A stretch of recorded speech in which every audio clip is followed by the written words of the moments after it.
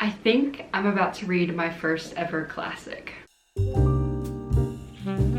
Hello, welcome to today's video. This is just a reading vlog, no specific theme, except that these books are quite random and out of my comfort zone a little. I have 4 books on my radar that I will show y'all in 1 second, but I think I'm about to read my first ever classic. It only took 24 years. I guess I will be introducing Pride and Prejudice first. This is by Jane Austen. I have not read anything by her. I've not even seen this movie. So obviously I'm very intimidated. I'm not sure that I'll finish it in this video. It just depends how hard this is for me to read. I don't know what has me in the mood for this. I think it's because of a TikTok audio, which is kind of embarrassing. But yeah, it's on my radar for this week. Next up, we have Tuesdays with Morrie by Mitch Albom. I recently picked this up at an estate sale and I was just happy to give it a second chance at life. But then I saw Steph Bohr gave this like 5 stars and it's obviously been bumped up on my physical TBR. This is nonfiction. It is a memoir, so we're learning about our author Mitch's wisdom that he gained from his college professor Morrie, and I'm just excited to see what I will take from this. Next up on the list is another nonfiction, which is crazy for me, but I talked about this in my latest video when I picked it up from the library. This is Braiding Sweetgrass, and it is about indigenous wisdom, scientific knowledge, and the teaching of plants. And I do plan to audiobook this. And the last book I plan on reading, which is so unlike these, is One Golden Summer. This is just a book that me and my grandma are reading together, so I will include it in this video. Because I have the current motivation, I think I will be starting off with Pride and Prejudice, and I will let y'all know how this goes.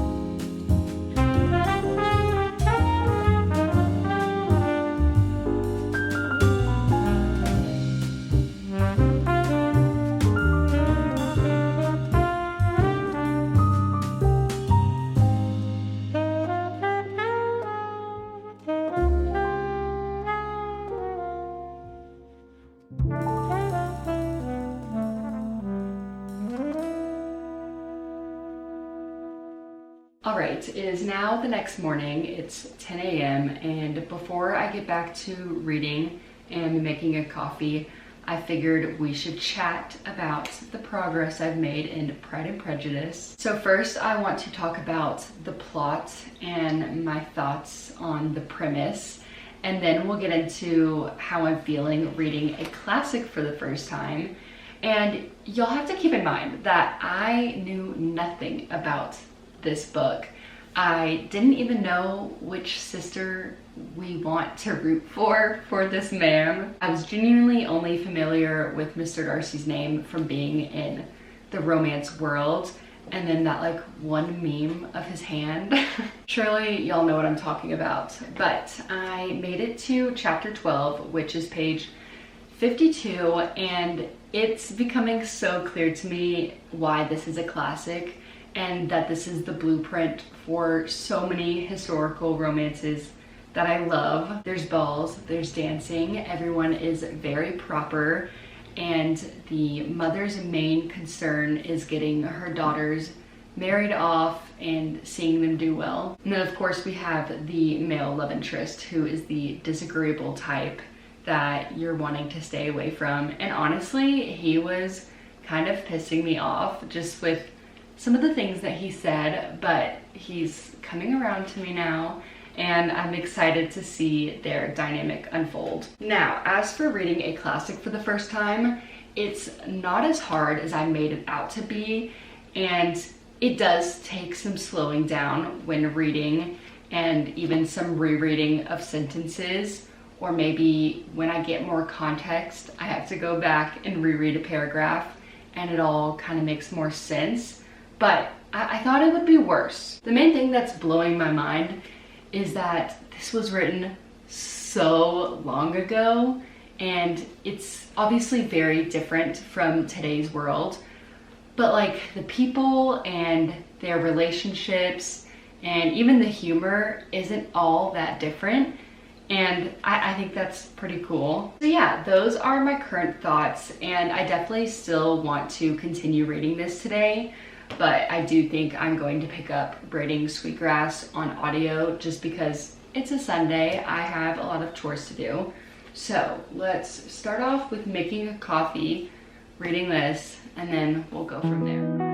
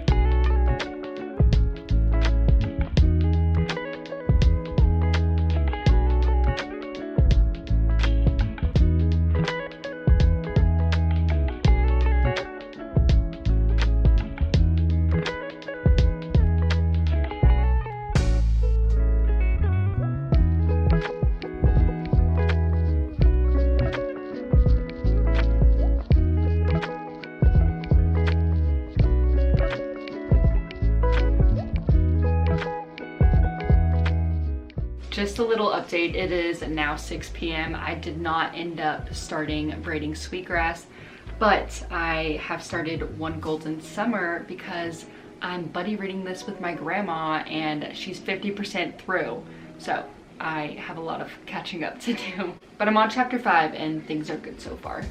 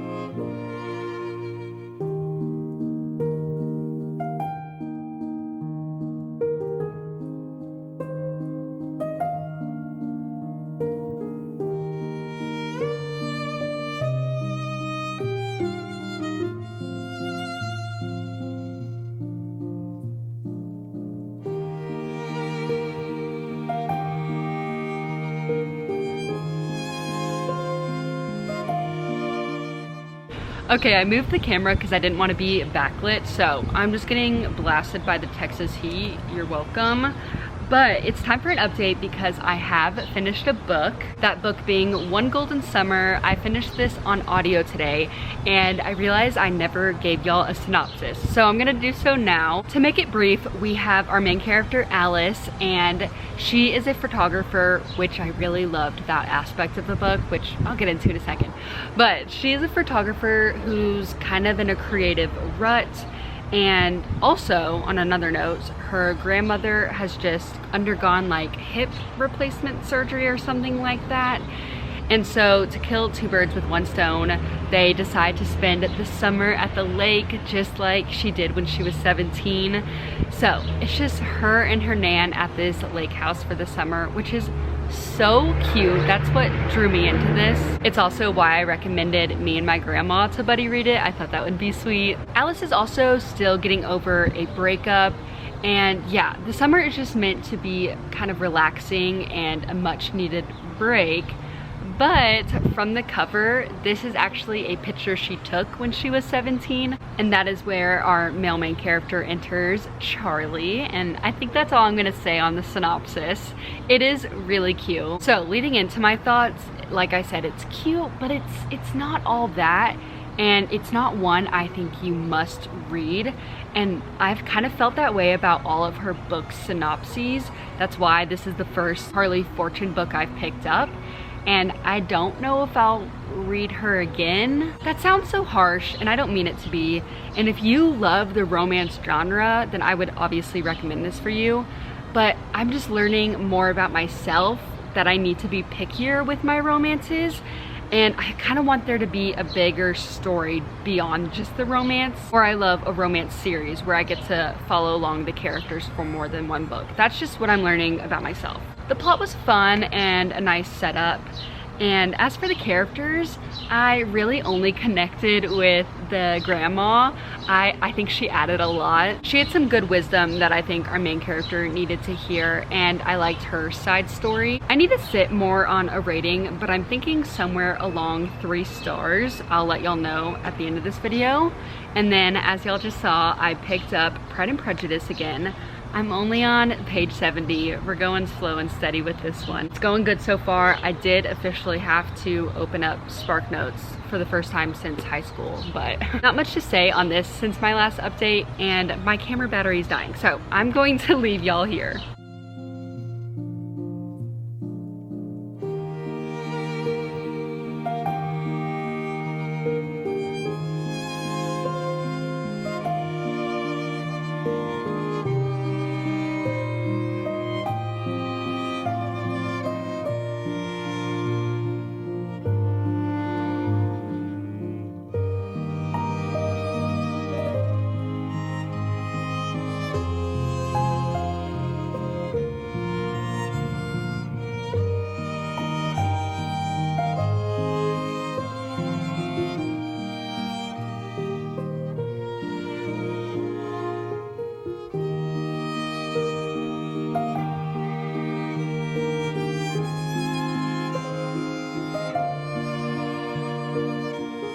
Alright, it is Saturday night around 7 p.m. and I plan on reading the rest of the night. So I just wanted to give y'all an update that I am 160 pages into Pride and Prejudice, which looks to be about halfway. And I want to set a reading goal, which I think I should only set it to page 200. I know that really doesn't sound like much, but that will take me at least 2 hours. Probably like double that. I'm still enjoying my time, and a recent character has made an appearance. So the plot is a little more intriguing and I'm excited to get back to it.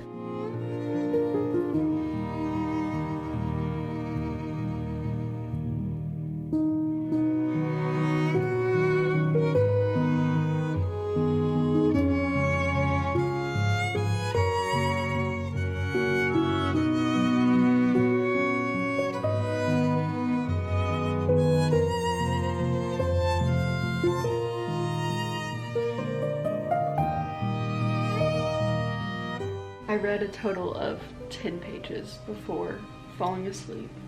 And it is indeed past 9 now. 30 pages to go. All right, final update for Pride and Prejudice. I have about 75 pages left. I'm so excited.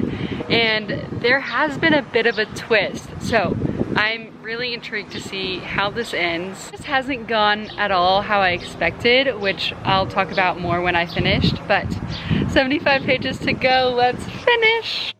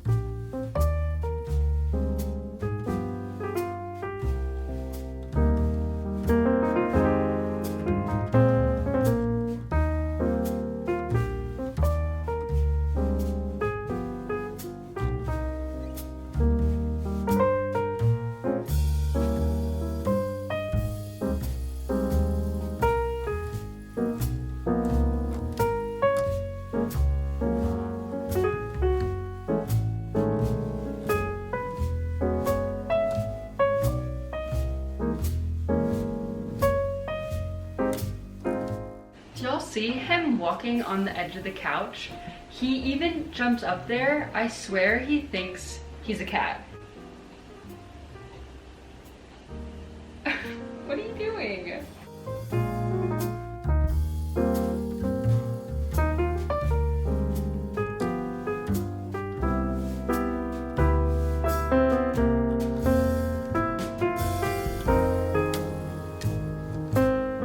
Okay, I'm here with, I think, the last update of this video and also a halfway update for Tuesdays with Maury.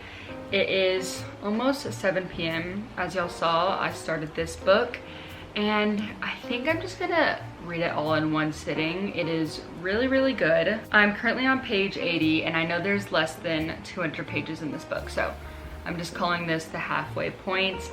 And I just want to give y'all another synopsis. I know I introduced this earlier in the video, kind of a more updated one now that I know more about what this book is about, because I had no idea it was as sad as it is. I'm pretty sure I told y'all like, oh, this is a memoir between a student and his professor and everything that he learned from this kind of mentor in his life, but it is much deeper and more sad than that, because Maury is actually dying of ALS and he knows that he only has like a year left at this point. So the topics they talk about are death, fear, aging, greed, marriage, family, society, forgiveness, and a meaningful life, which are all really, really great topics, very interesting to read about. But yeah, I just had no idea that this, you know, really important, real character that I love is dying, and it is a very sad read. Also, I'm not super comfortable with grief. I don't know a lot of people that are. So it is a bit of a uncomfortable read. Yeah, I'm going to continue on with this. I'll pause here at 8 to watch Love Island, but I'll get back to it and then we'll wrap up this video.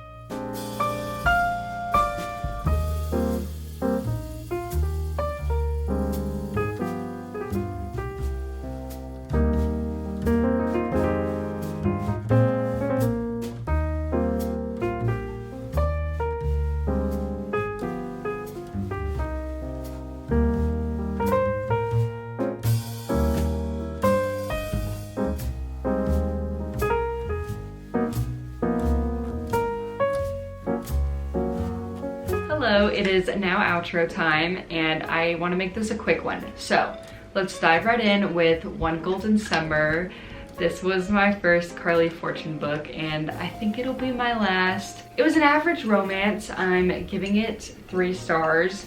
I didn't have a problem with anything because like if it was in that 2-star range, then there was something specific I didn't like usually. But this one was just average. I'm sorry, I keep saying that. But yeah, 3 stars. Then moving on to Pride and Prejudice by Jane Austen. I am so proud of myself for finally picking this up and reading a classic. As I said in the beginning, I was definitely intimidated by this and just classics in general, but I did not let that stop me. And I'm honestly excited to read more. Maybe not for a while. Maybe I need a little break. But I really want to read Little Women, Anne of Green Gables, and then more Jane Austen. So let me know your thoughts and where I should go from here. As for a rating, it does not feel fair for me to rate this on the 5-star scale in like 2025. I don't know why, that just feels wrong. So I'm not going to rate it, but I really enjoyed my time here. Like I said, I had nothing spoiled for me, so I had no idea where the plot was going. And we did watch the movie after, and I liked the book better. So I'm actually so glad that I never watched the movie and I read this first, and I will be watching the BBC show of it because I heard that's really similar to the book.